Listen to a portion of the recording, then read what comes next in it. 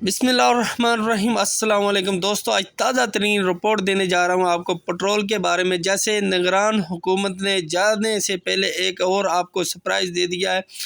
Surprise बताने से पहले छोटा सा काम कर लें, हमारे चैनल को सब्सक्राइब कर दें, लाइक कर दें, कमेंट लाजमी कर दिया करें। जी दोस्तों, जिस हिसाब से महंगाई हो रही है, जिस हिसाब से पेट्रोल बढ़ रहा है, उस हिसाब से मुझे लगता है कि ये मुल्क का अल्लाह ही भला होगा। तो आज फिर एक और सरप्राइज़ मिला है पाकिस्तान की आवाम को, जो पेट्रोल में इजाफ़ा हुआ है। अब नया जो पेट्रोल का रेट आ चुका है वो मैं आपके साथ शेयर करता हूँ।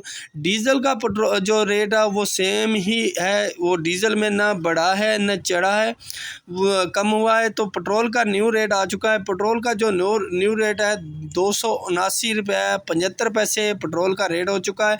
वही पुराने वाला रेट दोबारा आ रहा है, वही 283 रुपये तक पेट्रोल जाने का उम्मीद है। लेकिन आज जो है 279 रुपये 75 पैसे पेट्रोल का न्यू रेट आ चुका है, क्योंकि निगरान हुकूमत जाने से पहले आवाम को बड़े बड़े सरप्राइज़ देना चाहती है।